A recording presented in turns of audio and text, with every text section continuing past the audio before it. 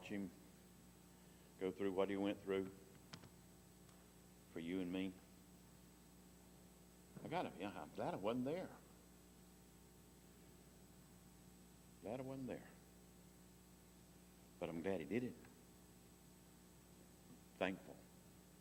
Thankful. Brother, you come on and preach for us. Appreciate you, Brother Tim.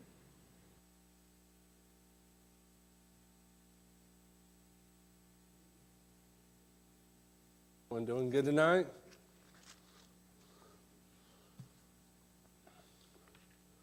Kind of just look about what we kind of pick up, where we left off this morning in John. And if you wasn't here this morning, we've been talking about Lazarus and Martha and Mary and their situation and their problems. And how it didn't look good at first. And how they called out for God. And Jesus didn't seem like he wanted to show up. And finally, when Jesus showed up on the scene, we see that Martha had ran out and Mary had ran out. And it was because of Mary and her faithfulness and what she was willing to, even though in her hurt and her pain, in her situation, she was willing to fall at the feet of Jesus. She was willing to take her problems to the feet of Jesus. And we left off this morning right there. And that's where I want to pick up in John chapter 11 and verse 34. See, Jesus seen Mary and Martha. And he seen Mary and he looked down at Mary and he seen Mary weeping.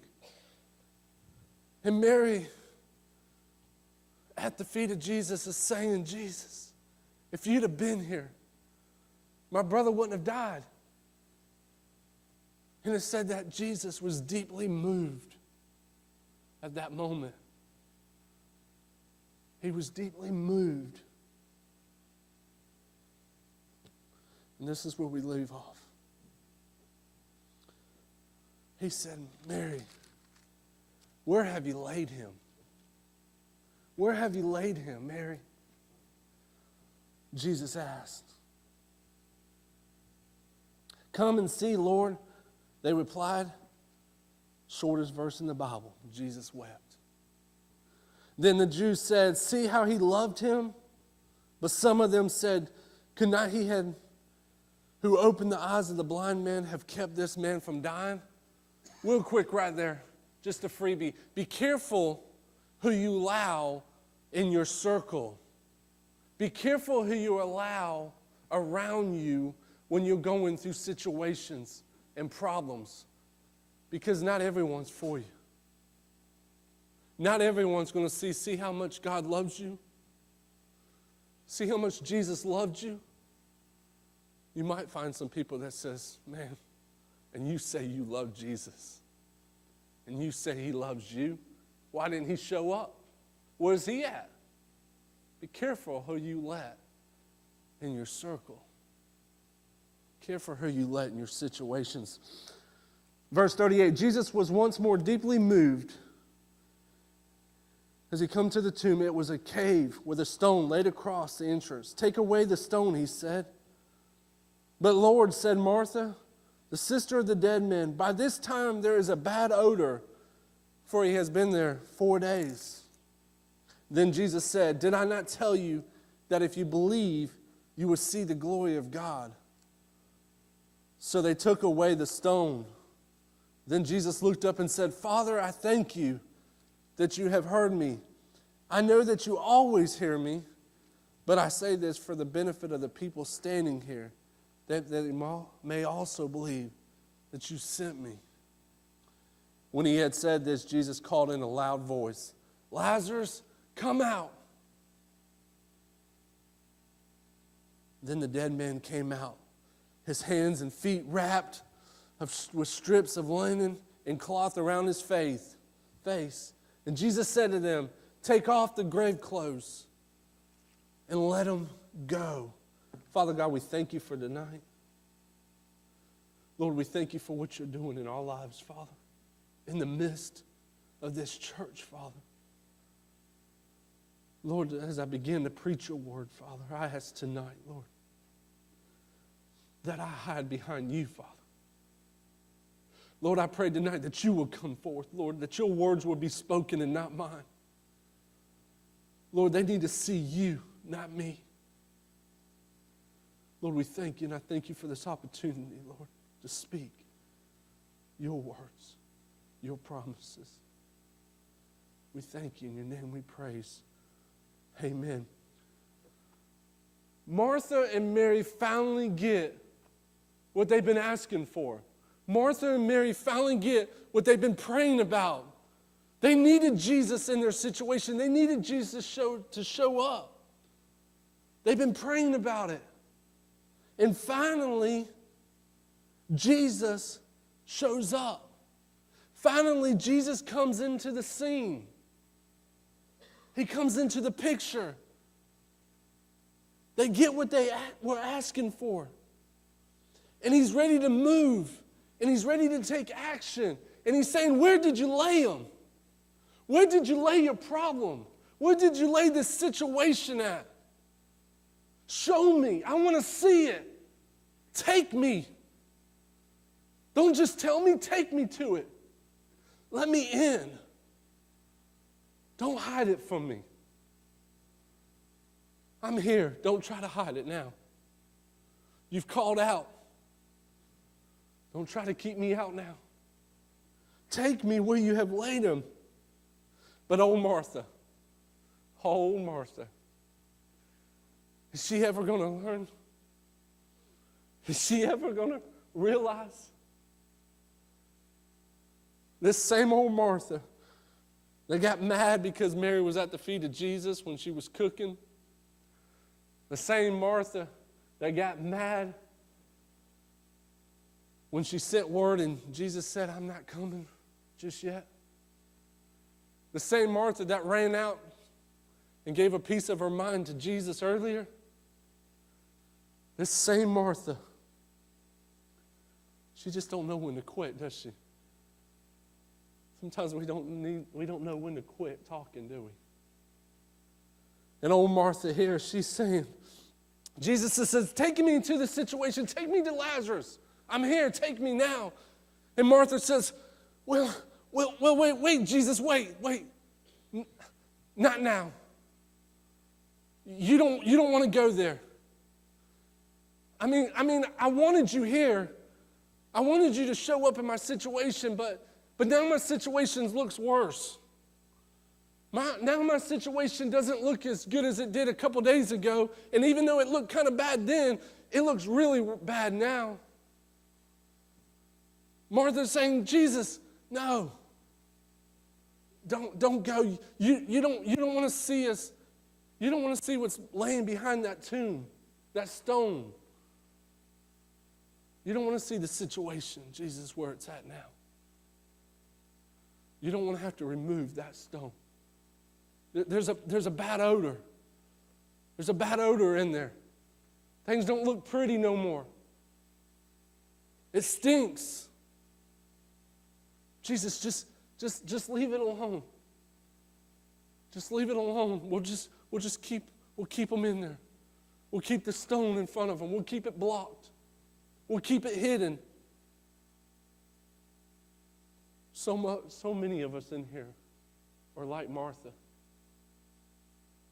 So many of us will face situations when we don't get the answer that we're looking for. The situation continues to get worse and gets worse to the moment we just try to hide from it. We try to block it from everybody else because we don't want everybody else to see our situations, do we? We don't want everybody to see our problems. Some of our situations, some of our problems stink, don't they? They have a bad odor. They don't look good. So what do we do? When we have this situation and now it's getting worse? And now that we're afraid that that because of how bad it smells and the odor and how bad it looks, we're afraid that maybe some other people will start looking and we don't want them to see it. So what do? We hide them, don't we? We hide our problems. We hide them behind something. Some of you guys had the opportunity to let me bore you with my testimony one Sunday here. But I had shared that, growing up, I wasn't the best kid. I got myself in a lot of trouble that I shouldn't have gotten. And I learned at an early age, some things, youth, you can just block your ears. But sometimes you just don't take things home to your parents. Okay? Sometimes you just don't show things. Sometimes you got to figure out how to hide things. And so for me, I grew up on a farm, and I remember way out back, there was a tree. And if I would get up on my tippy toes and I could reach in, there was a hole in that tree. And I have seen that hole is empty. And empty things need to be filled up with things. And I remember every time that I would get a referral, every time that the report cards went home, every time a letter that went home that didn't have to be signed and brought back, found its way in that hole. And that tree is still standing on the farm, and it's still there. And I'm thinking maybe one day I might like just to go cut it down and just to go through all of that stuff that I try to hide. Because I knew that if I brought it home, it wasn't going to be pretty. I knew that if my parents found out, there was going to be a price to pay. So I knew that I had to hide it. I knew I had to put it away and act like it never happened and like it was never there. I found a place to hide it. But sometimes we got to be careful where we hide things. Sometimes we got to be a little smarter when we go to hiding things. Especially for this man, he had went out on the town and he ended up drinking too much, and he got drunk, and he ended up getting a bar fight. And he said that he knew that he couldn't go home and let his wife see him. And so he waited late at night until knew that she was asleep, and he snuck in. And when he went in, he realized that his face was all beat up, and he was looking at himself in the mirror. And he said, well, I can't wake her. I can't let her see. So he tried to doctor himself up, and he went in there and he got a bunch of Band-Aids, and he started putting them all over his face, and he was trying to do the best as he could do by covering it up. And he looked in the mirror, and it looked like it was covered up. It looked like it was all hidden, and he said, I look good now. And so he went to bed, and the next morning he woke up and walked in the kitchen, and his wife said, I guess you got drunk last night and got in a bar fight. And he looked at his wife and he said, how did you find out?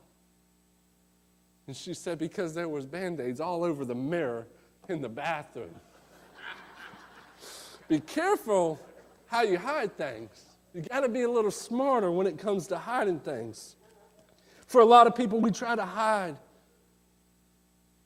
behind a mask, don't we? For a lot of us, we stand in front of mirrors and we try to look in that mirror and we look at ourselves and we try to see ourselves. But so many times we don't see what we want to see, do we? So many times when we stand in front of that mirror, we start to see our imperfections, our insecurities, our failures, our heartaches, our struggles. And we don't like what we see. And if we can see them, we know the world outside can see them. So we think that maybe we can just put a mask on. Maybe if I put a mask on and I hide behind a mask, maybe they won't see my fear. Maybe they won't see my pain. Maybe if I put this mask on, they won't see who I truly am. And we'll put this mask on. And we'll hope that when we go out, people will see what the mask is and not us. They'll see what the mask shows. They'll see that we're a nice person. That we have it all together. That there's nothing wrong in our lives. They'll see that we are smart. That we're tough.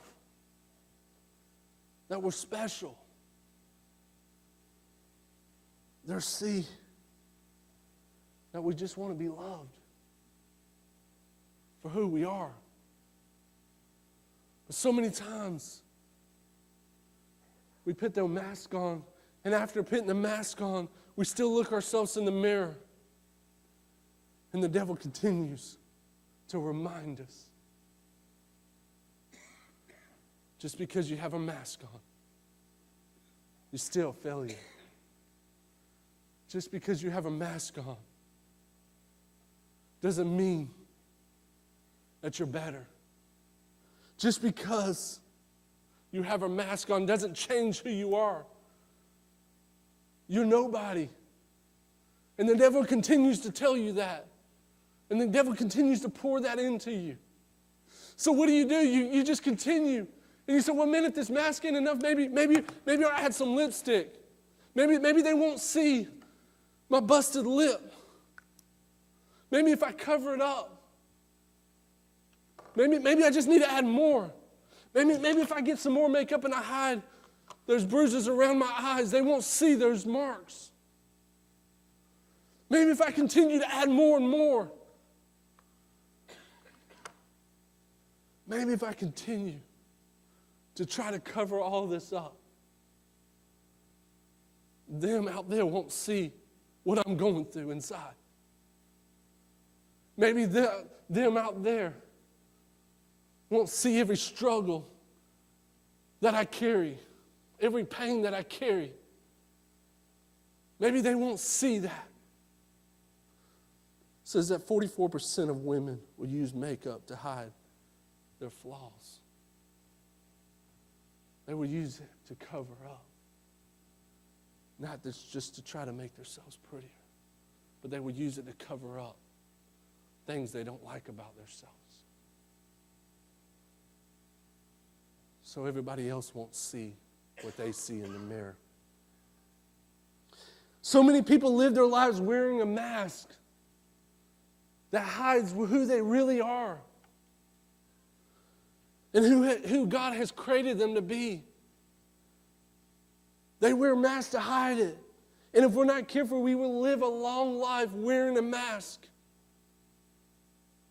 We will go through life wearing a mask, and we'll forget to take it off. And it becomes part of us before we realize it. It becomes who we are. And we try to adapt to its design. We'll try to adapt to its image.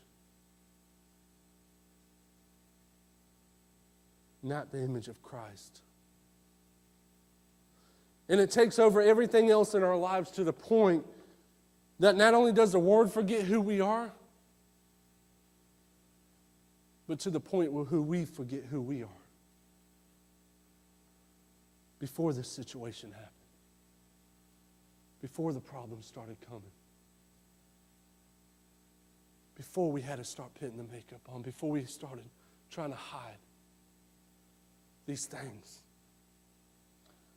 And so many of us we're so afraid to take the mask off. We've had it on so long, we're afraid to take it off. We're afraid of what it might look like if we take it off. And we're afraid to admit that life is not perfect. We're afraid to admit that we're lonely. We're afraid to admit that we feel hopeless and that we're scared.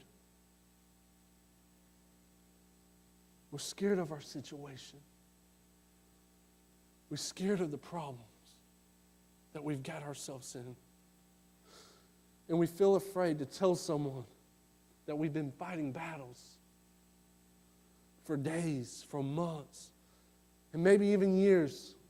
And we're so afraid we won't even go to the altar no more because we're afraid of what everybody else would think. We're afraid that somebody might judge you. They might see you up there and say, oh, man, that person's got problems. Woo, they got problems. And we're afraid of that, guys. Be honest. Why won't you come to the altar? Why won't you spend time?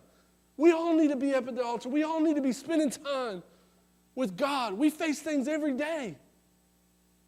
Every week we go through things that every Sunday we can be pouring our heart back to God. But we're afraid because what people might think of us. We're afraid of what people might say. So we live in their pain. So we live in our pain. We live in our stories, in our fear of being misunderstood, the fear of being exposed, fear of being condemned and judged, fear of no one believing what we've been through. And because telling someone would mean that you would have to take the mask off. Telling someone would mean that you'd have to remove it and be honest with the world. You'd have to be honest with your spouse, with your friends, with your coworkers. And we're too afraid. Too afraid. There was a movie that came out, and my boys love it. It's called Daddy Daycare, and some of you guys might have seen it. But Daddy Daycare was a cool little movie, and in that movie, it was about a bunch of dads that had decided to take on a new path, a new job, and they were going to open up a daycare, and they were going to call it Daddy Daycare. And in that movie, they had invited and got so many kids, and kids were coming from everywhere. And this one boy come in, and he had a mask on. And he runs in, and the mom walks him in, and the dad's like, one of the dads says, "Who is this?" And the boy said, "It's Flash." He said, "My name's Flash." And the boy goes running by him. And as the movie goes on, they try to tell him that, man, maybe take the mask off. And he won't remove the mask. And the mom says, "I've tried everything, but he won't take the mask off. He's just Flash." And so they try to talk to him, and he still won't take it off. And so they just realize, well, just let him wear his mask. And so he's got this mask on, and everywhere he goes, he's always got this mask on. And he's trying to be Flash. But then it comes to a time in that movie where they're gathering all the kids around, and all of a sudden they're like, we're missing one. We're missing a kid. And they start running through the house. They start running all over and trying to look in all the hiding places they could imagine to look where a kid would be hiding. They run outside. They start to get scared because they're missing one. Flash has disappeared. And it comes out to be that they find the boy. And the reason they didn't recognize him is because he had took his mask off. He had removed this mask. And he was just there with the other kids playing with him. And one of the daddies said, "Why'd you take the mask off? Why'd you quit being Flash?" He said, "Because I just want to be Tony." He said, "I just want to be Tony." Would people know who you really are if you took your mask off? Would your spouse know who you were if you took your mask off? Would your coworkers know if you took your mask off? If you showed up tomorrow at work and you left your mask home, would they know who you were? Sometimes the mask lifestyle doesn't work for everyone. Sometimes for whatever reason, we just can't conform to the mask. It doesn't fit right. It doesn't look right. Or maybe we can't put enough makeup on to hide the bruises, to hide the fear. And we can't hide it. And so what do? We look for something else. We look for something else to hide behind. We try to find something else that would take the spot of the mask. When someone comes over to your house, there's things that we hide behind closed doors, don't we? There's things that we put behind closed doors that we don't want people to see. You know, if you know you got some company coming over, some of you guys might go in the living room and you clean the whole entire living room and you make it look awesome and there's nothing, everything's in place. Or you might go in the kitchen and you'll clean the kitchen up really good. But everything else, you'll go through the room and you'll close the door, especially the kids' room. It's like, close your doors, okay? Close your doors, okay? They do not need to see that, okay? And we'll hide everything else behind closed doors. And when they're there and everything looks good and you want them to think that, don't you? You want them to think that the rest of your house looks as good as this. So many times, that's the way we are with Jesus, ain't we? We'll let him in our hearts, but we'll only let him in that one little spot. Because there's spots in our hearts that we still try to hide, that we still try to cover up, and we say, Jesus, you can come in my heart, but I want you to stay in this spot of my life. I want you to stay in this situation. Being behind the closed doors allows us to stay out of sight of the world. Because it's easier to deal with the pain alone, to risk the uncertainty of what people and what could happen if we opened up, if we came out behind that door. Sometimes the strongest among us are those who smile through the pain and cry behind closed doors and fight battles that nobody knows that we're fighting. So many times we'll take a door, and because the mask doesn't work for whatever reason, and we'll go behind the closed doors. And we'll try to hide behind the closed doors because we don't want people to see the truth. And we'll even go a step further, and we'll maybe hang stuff on the door. We might decorate the door, the outside. So when people drive by or people come by, they see, man, what a beautiful place. Man, everything must be golden behind that door. We'll go and we'll put a sign that says, God bless this home. We'll put different things on here because we'll try to decorate the door. Because we know what's behind this door, it doesn't never look like this side. And we'll stand behind the door, and because we don't want people to see the real us. We don't want people to see the truth. And so we'll just stand behind it. We don't want to see them to see the fakeness. We don't want them to see the abuse, the addictions that comes behind closed doors. We don't want them to see what we do to ourselves behind closed doors. We don't want them to see that we cut ourselves, we hurt ourselves.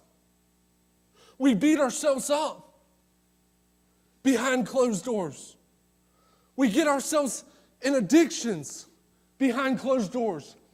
We find ourselves where our drugs, and because we put our drugs, we put our alcohol, we put our things that we know we shouldn't be in, that we don't want everybody else to see, and we'll put them all behind this closed door. And we'll go behind this closed door because we think nobody can see us. And we'll hide behind it because it's our safe. It's our safety from the outside world seeing.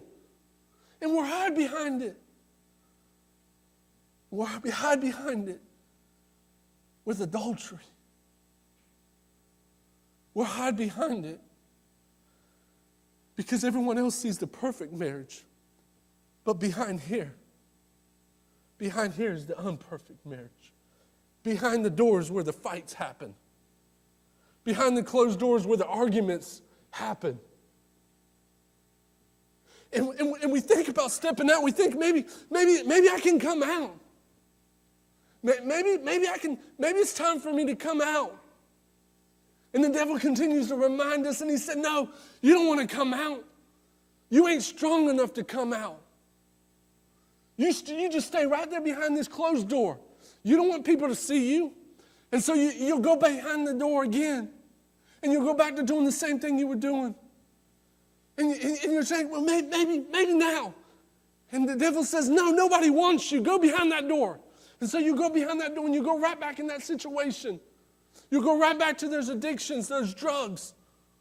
There's things that take the pain from you.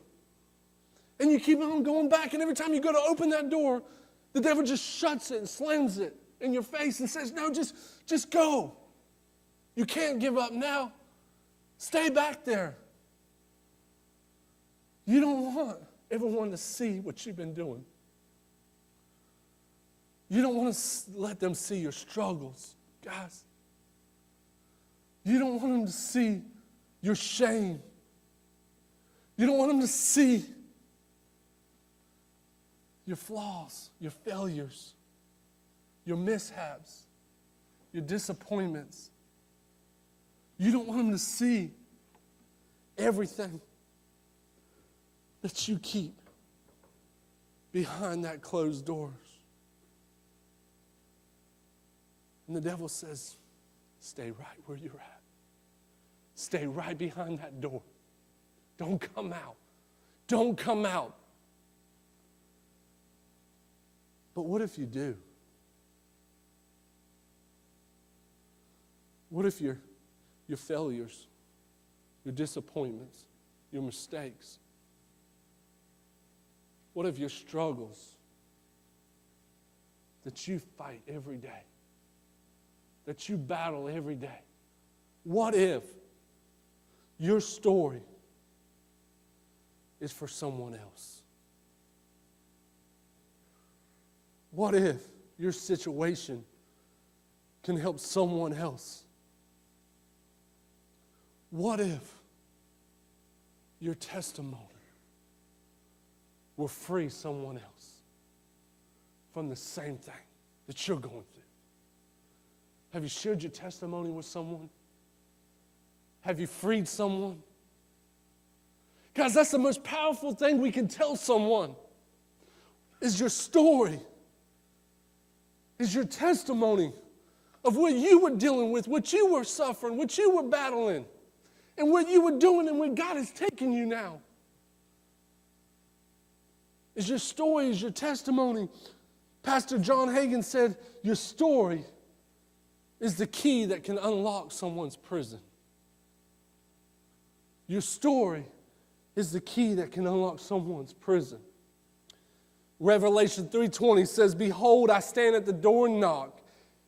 If any hears my voices and opens the door, I will come in. It is not that God has closed the doors, but the one who is knocking at your door, the one is saying, let me in. I'm here.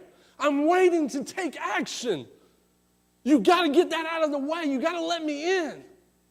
I'm knocking. I'm telling Martha and Mary to remove that stone. Get me to Lazarus. I'm ready to take action. We live in a world of locked and closed doors. But I serve a God that not only opens the doors, but He helps me to overcome those things that kept me behind closed doors. He helps me overcome obstacles that I could have never overcome myself.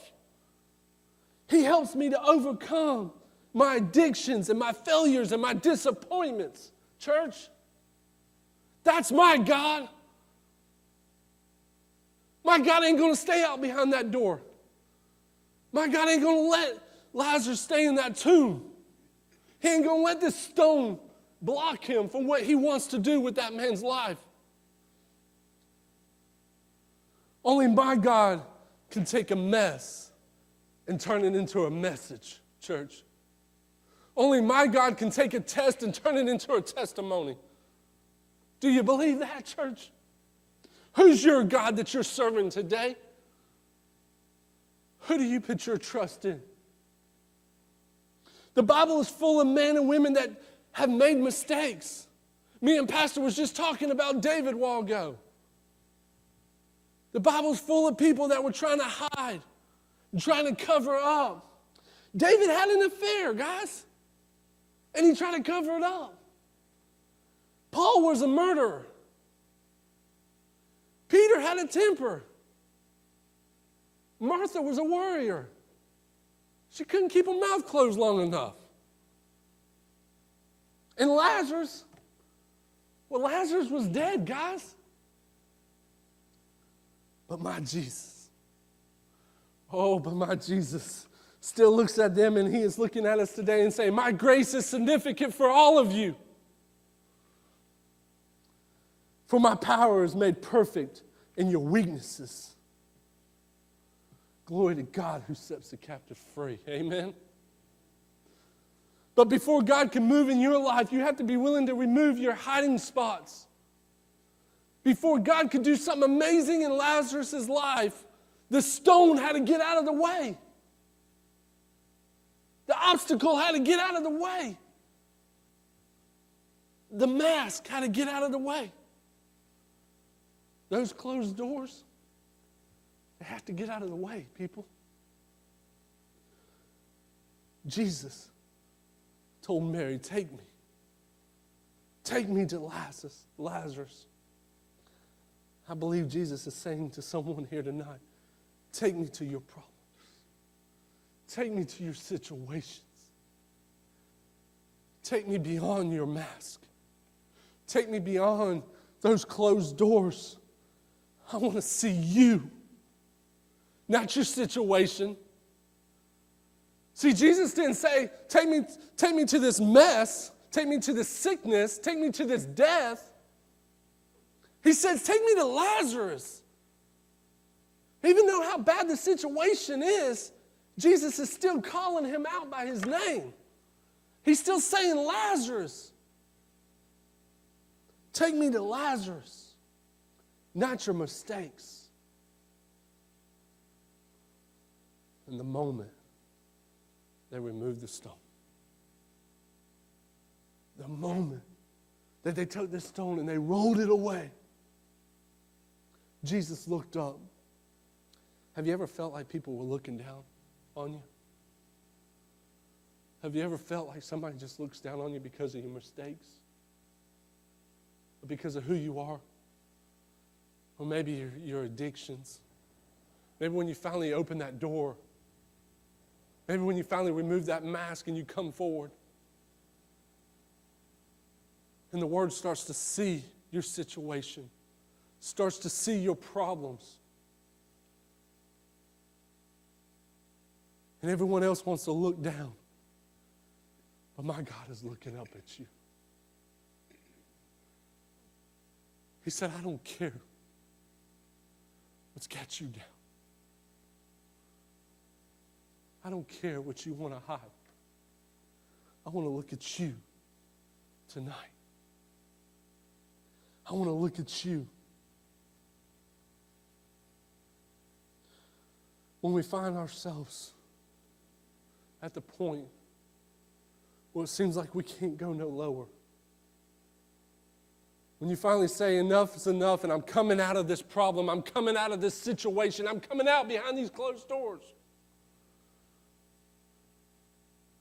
I'm dropping the mask tonight. Guys, that's the moment that our feet hit the ground. That's the moment things try to keep us down, can't keep us down no more. The things that try to wrap you up, those chains, those burdens, those grave clothes, they can't keep you down no more. And we start to move. And movement is good, isn't it? It's good to move around. It's good to move that knee around, ain't it? Because if it sits too long, it gets stiff, doesn't it? It starts to get sore. So you need to move it around. And you might not want to because if it hurts, but the doctor says you got to. You got to move. It's good to move. You can't just sit there.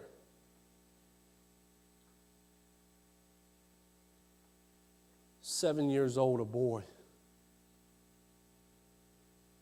His job every morning for school was to get up during the winter months.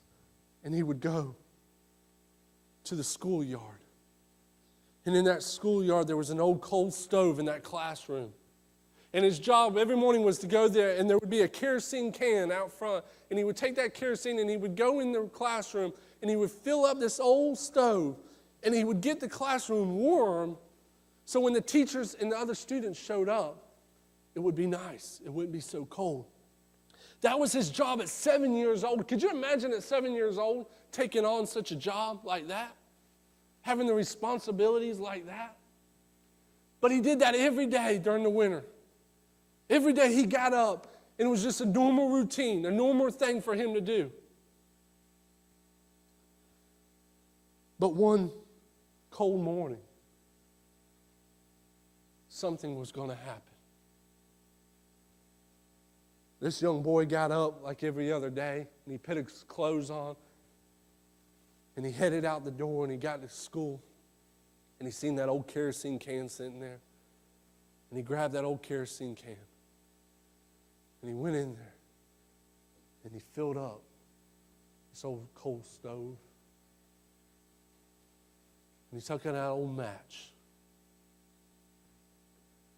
and he struck it against the box like he'd done many of days before. But what he didn't know is that somebody thought it would be funny. Instead of putting kerosene in that gas can, they put gasoline. And that moment that he struck that match, the school building went up in flames. And when the firefighters got there, they ran in to find Glenn just laying there, and they removed and they pulled him out, and they rushed him to the hospital. And as this 7-year-old boy was laying in the hospital bed, as he tried to open his eyes to see,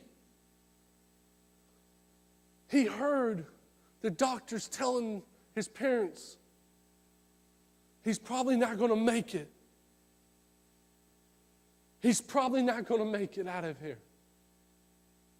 And at 7 years old, he had the will and he had the power inside of him still. He didn't want to die. He was 7 years old. He wanted a life. He wanted to live. So with determination, he lived. And he lived long enough to hear the same doctors talking to his parents again. And he heard the doctors tell his parents that because of the fire was so hard, and because of what it's done and what it's burned up, and as much as it's burned up of his skin, he will never walk again. As bad as it burned him, he would be better if he didn't make it. But they said he will never walk. Ever. And at 7 years old, this boy with the same determination to live said, I want to walk. I want to play. I want to get up. I don't want to stay in this hospital forever. I want to be 7 years old. I want to be normal. In 1917, Christmas morning, Glenn gave his parents the best Christmas present he could ever give them. See, Christmas, they were sitting around the Christmas tree. And Glenn come rolling in his wheelchair. And he put on his brakes. And he pushed up out of the wheelchair. And he took a step. And he took another step. And he began to step forward. And for the first time in his life, he was able to stand up. And he was able to take his first steps. But he wasn't going to stop there. He wasn't going to just say, well, I stepped. I took a walk. No, he said that every day he would try to walk even farther. And they said that he would roll out in his wheelchair out to the cow pen, and he would dump feed out so the cows would come. And when the cows would come, he would stand up in his wheelchair and he would hold onto the fence. And when one of the cows would come by, he would just reach out and grab onto their tail. And as the cow took off running, he would try to keep up with the cow. And to the point where he fell and the cow would just drag him. And then he would crawl back over to the fence. And he would push himself back up. And he would do it all over again. And he did it day in and day out. He wouldn't give up. He said, I don't want to be like this. I want to have so much more. I'm not going to let this situation keep me down. I'm going to push forward. I'm going to walk. What came to Glenn is that he found out that when he walked, it hurt. Every step that he took, it hurt. He said it felt like pins in my legs and needles, but it hurt. But he said I couldn't let it stop me. And he goes, but I found out that the faster that I walked, the less it hurt. And the faster that I ran, the pain went away. And in 1932, Glenn Cunningham went out for the Olympics. Glenn Cunningham in 1932 took fourth in the 1,500-meter run in the Olympics. And in 1936, he took the silver award in the 1,500-meter run. Glenn Cunningham became one of the fastest runners of all times, setting records that still stand today. But it took faith, and it took power. Glenn knew the Lord. Glenn said one of his favorite Bible verses was Isaiah 40:31. I will mount up on wings like eagles. That was his Bible verse. That's what drove him, he said. He wasn't going to quit. See, the fire can try to consume as much as it wants from the outside. But his faith was so much deeper. The power that he had inside was so much stronger. No matter what the devil tried to throw at him, it wasn't going to keep him down. When they finally removed what was blocking Lazarus from Jesus, Jesus called out with a loud voice. And something started to happen. Something started to move. You see, when Jesus speaks, things have to move. They can't sit still. See, when Jesus speaks, things have to happen. God spoke into nothing, and things started happening. God spoke into the darkness, and light came forward. God spoke, and plants came to life. Animals came to life. God spoke, and things happened. And we see Jesus standing at the tomb. The stone has been removed. The obstacle has been removed. And Jesus is standing there and he calls out with a loud voice. He speaks into nothing. He speaks into darkness. He speaks into lifeless. And life came forward. And all of a sudden, something happened in Lazarus. All of a sudden, Lazarus was just bound to everything that kept him in there. And all of a sudden, even though Lazarus couldn't see, he heard the voice. And he knew that voice. And he heard the power in that voice. And all of a sudden, blood started flowing again. All of a sudden, the heartbeat started to beat again. Because Jesus spoke into his life. We need Jesus to speak in our lives, don't we? Some of us need that heartbeat to start beating again, don't we? We need that blood to start flowing again. We need to get back on fire for Christ. We've been away too long. We've been hiding way too long, and now we need. Lazarus needed Jesus to speak in his life so Lazarus could get out of his situation when Jesus starts to call you, when you hear the voice of Jesus, nothing can hold you back. No chains, no burdens, no addictions, no mask, no closed door. Nothing can hold you back when the Word of God speaks into your life.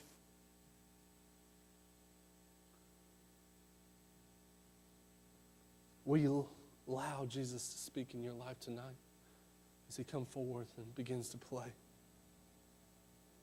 Is Jesus calling you out tonight? Are you hearing Jesus' voice for the first time in a long time? Saying, come on. You can do it. All you got to do is move. All you got to do, Lazarus, is to get up. I've spoken into your life. You hear my voice. Now it's up to you. Are you going to lay there or are you going to move? Lazarus knew he couldn't stay there. He had to move. 3 things you have to be willing to do before God can do something in your life that glorifies God. You have to be willing to let God in. Second, you got to let God speak into your life. And third, you got to let God move. You've got to move. You can't sit still. Even though we hide, we want to be found, don't we, church? And even though we walk away, we want to be followed.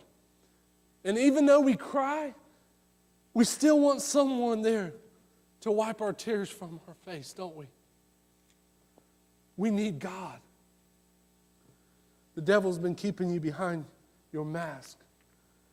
He's been keeping you behind those closed doors, behind those addictions, those past failures,